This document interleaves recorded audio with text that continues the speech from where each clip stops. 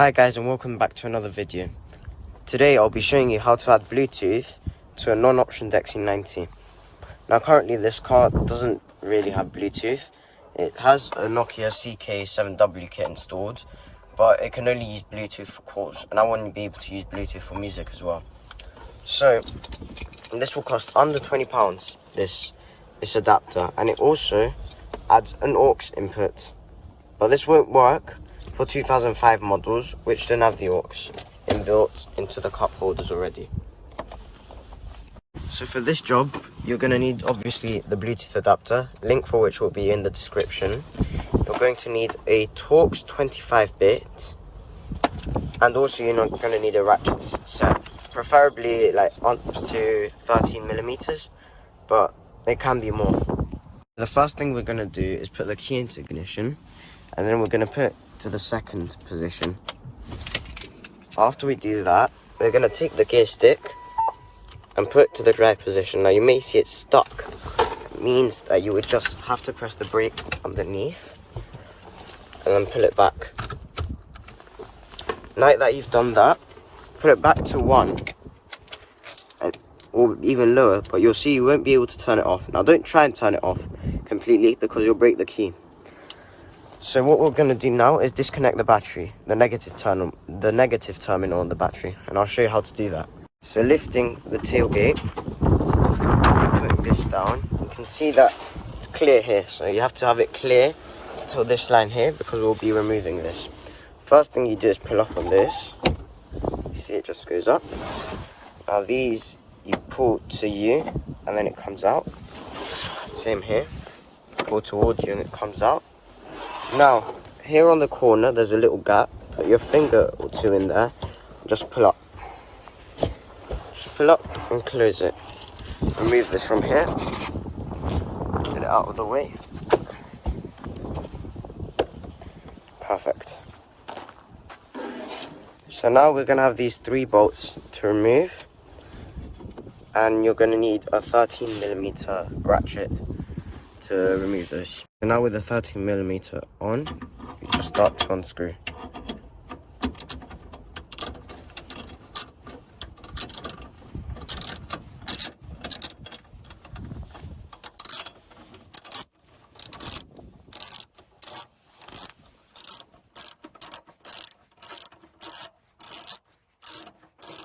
So this comes out.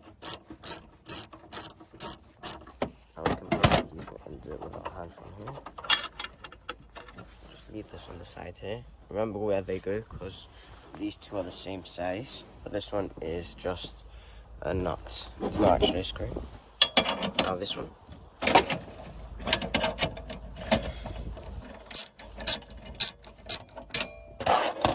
Now these aren't on very tight from the factory, so even though I have replaced my battery, these aren't on very tight at all.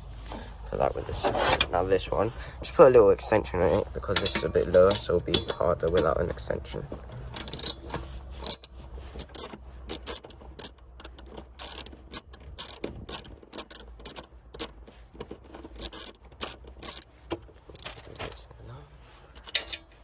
Okay, now take that off. Now we remove this metal shield, it just comes out like that. Leave that on this side.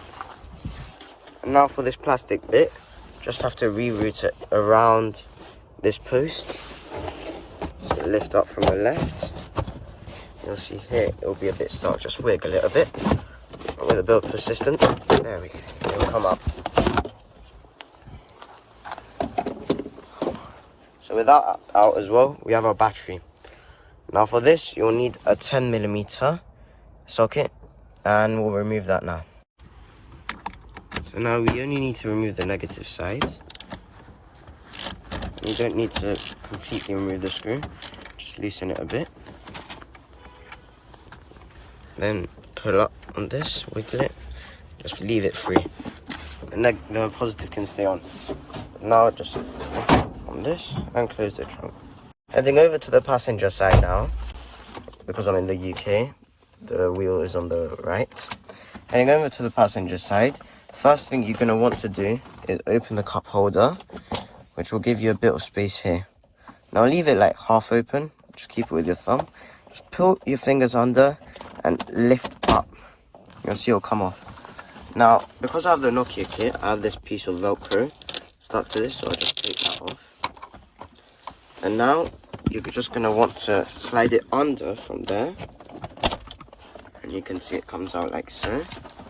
Now, from underneath, there are some clips here, so that you can remove the faceplate. So take those off. That's one. And that's two. There we go. And you only need to do one side. Slide it off from the other, and this comes off as well. Leave that to the side. Now the next thing we're going to want to do is remove these two screws. Now these use the Torx 25 bit, and that's what we're going to do next. So now take your screwdriver, put it in, and start unscrewing. These can be a bit stubborn, these screws, but they will come off eventually. I just like to leave them here in the ashtray. Now for the second one.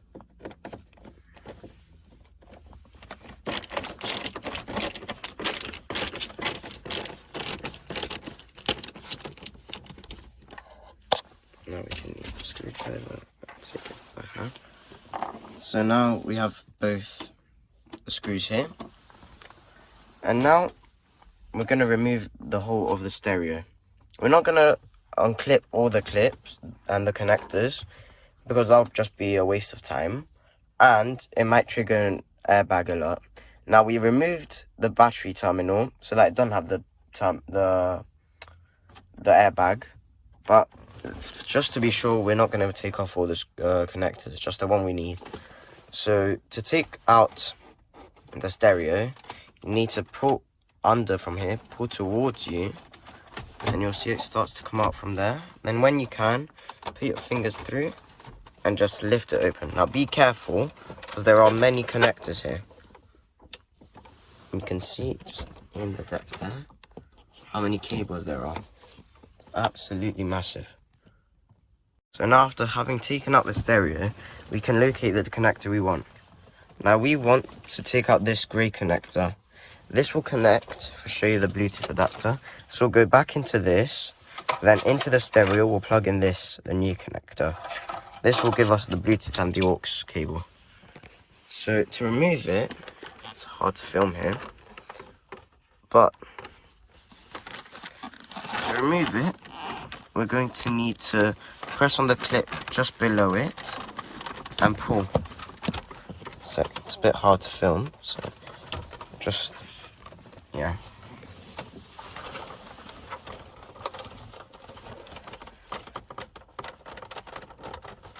Just wiggle it a bit as well.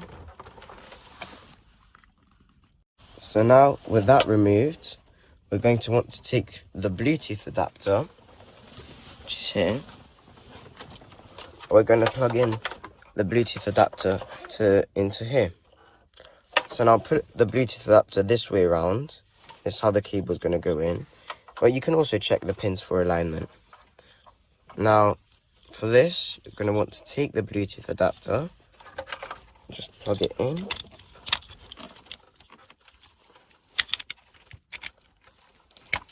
I know you don't have a good view of this. It's especially hard to film and do it at the same time. Just put it in, then just put it in until you hear the click. That's perfect. Now, a lot of these connectors, they're made in China. A lot of these adapters are made in China, in fact. And sometimes these aren't very well made. So this might not click into here. But if it does, it should. But it might not, you know. So but it'll still work if it doesn't click in. Just put it as far in as possible. Can you see it didn't click, but it is in. It's not loose by any means. And now personally, because I don't really want the aux input, I'm just going to leave it behind the stereo. And yeah, that's basically it. So now it's testing time. So put the stereo back into its place. And once you've put the stereo back in, it's time to go and reconnect the negative terminal. So now, because we're only going to be temporarily testing it, we're going to take the negative terminal and just put it on, like so. Close the boot door and the tailgate. Now going back to the car, you can see it in all its full. Test the radio that is still working. And now for this adapter, turn it on to the ROM position so that we don't drop the battery to 0.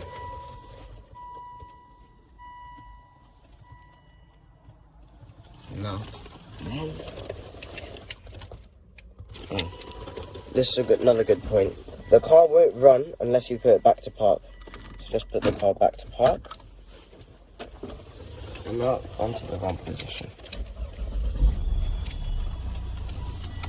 So now you can turn it on, and for the Bluetooth function to work, you need to turn it to the aux. So once you put it on the aux, you need to get your phone and go to Bluetooth and connect it. Now, it'll be a bit different for every person, but I will put a screen recording of how I do it. So, you'll hear a sound that says it's been connected once you connect it. And then you can just go ahead and play whatever music you want. It'll work with Spotify, Apple Music, and everything. Now, I've seen a lot of people reroute the aux capability into the armrest, but personally I don't really need it. I'll just use the Bluetooth as it is. But also I can't show you the music because YouTube will copyright me. But yeah, that's how it works, and it works every time for me. Every time I'll use it, it will work. So now I'll show you how to close it up. Now the first thing we'll do is we'll shut off the car, like so. And now you'll see we'll put the 2 screws that we left earlier on, put them back in. So that's the first one. There we go.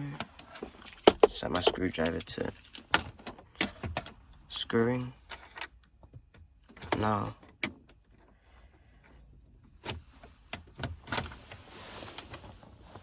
start screwing.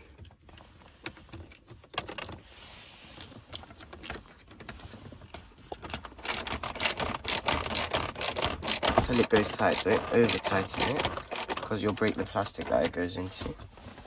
Just until it goes firm. Now the other one, into the hole.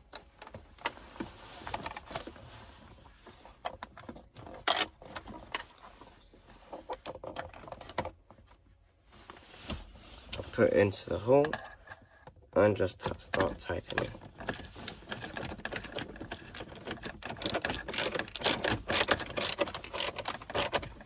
Perfect. So now take the faceplate that we removed earlier and bring it back here.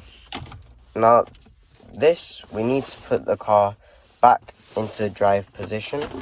So as we did before, we'll turn it to the second. We'll give it a minute. Now you'll see it doesn't work again. It's because we need to press the brake. Just take the screwdriver to press the brake. And now move the gear stick back. Gear stick's back now. Now this faceplate, you lift the metal part up, the other part, and this sort of just like clips in. When you hear the click, just do that from all sides just to check that it's gone in thoroughly. Perfect. Now you take the faceplate, tuck it under the stereo, and it will just clip in. Just add the Nokia button again, and perfect. Top shape. Now you can move the gear stick back as well, and we'll go and reconnect the battery now. Open the tailgate now, and open the boot door. Now take your 10mm bit, put it onto your spanner, turn your spanner to lock in, screwing. Now just screw this in. Be careful not to break it.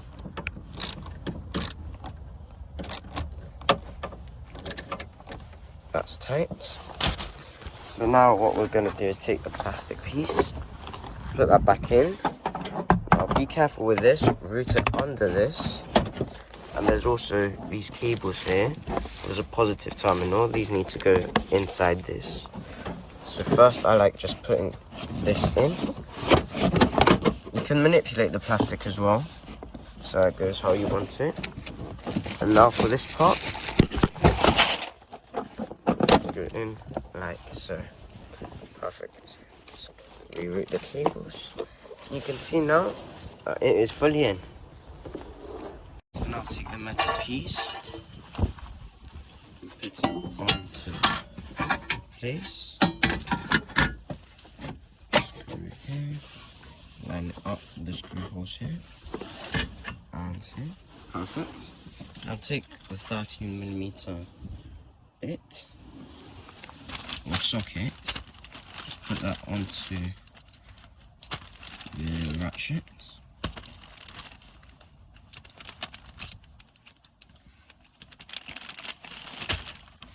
Now we'll take the screws, just doing gently by hand.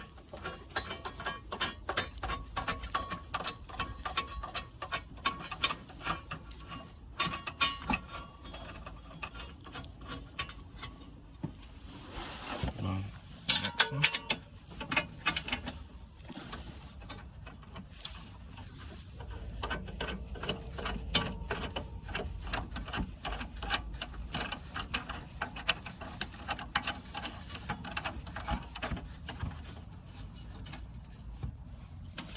Now, one up here.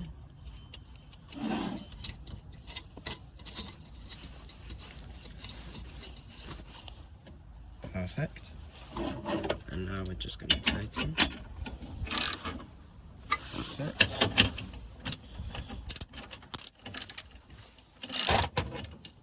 Perfect. Now they're not down here.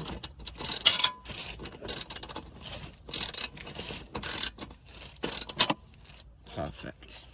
So now that's done. Take everything that you've put away from here. Now bring back the cover from the top. Take this, put it back in the car with the other side forward. Oops. Looks like I forgot the socket. I'll put this into the car. So now we're done and we're left with a fully functional, fully working Bluetooth system in our Volvo XC90. Now you may be wondering, what are the benefits to this? Obviously, excluding the price, you get your Bluetooth, you get your aux without having to have an aux cable to plug into the cup holder, which means you can also close the cup holder. Now you're maybe asking, how do you compare this to a Parrot sound system, for example? Now, to be honest, these two can't really compare themselves. One is a top-of-the-class £100 system, and this is a £20 adapter.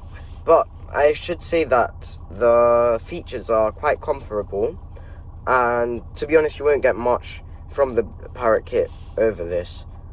And it still is more organised, the Parrot kit, but this is a bit more fiddly if you do it yourself. But it is much cheaper as well, so you can tell the benefits and cons for yourself. Anyway, I hope you've liked this video. Don't forget to like and subscribe, and I'll see you in the next one.